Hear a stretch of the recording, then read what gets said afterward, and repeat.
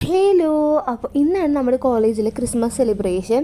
അല്ലെങ്കിൽ രാവിലെ എണീക്കുമ്പോൾ ഒരു ഉഷാറില്ലാത്ത ഞാൻ രാവിലെ തന്നെ എണീറ്റ് കാറൊക്കെ എടുത്തിട്ട് കോളേജിൽ പോയിട്ടുണ്ടായിരുന്നു. ആദ്യമൊക്കെ ബോറ് പരിപാടിയായിരുന്നെങ്കിൽ പോലും അത് കഴിഞ്ഞിട്ട് പിന്നെ ഞങ്ങളുടെ അടിച്ചുപൊളിയാണ്. ഞങ്ങളുടെ കോളേജ് എന്ന് പറഞ്ഞാൽ പ്രൊഫഷണൽ കോളേജാണ്. സോ അതിൻ്റേതായിട്ടുള്ള കുറേ ലിമിറ്റേഷൻസ് ഉണ്ട്. പക്ഷേ ആ ലിമിറ്റേഷൻസിൽ നമ്മൾ എങ്ങനെ ഹാപ്പി ആകാം എന്ന് പഠിപ്പിച്ചത് ഞങ്ങളുടെ കോളേജാണ്.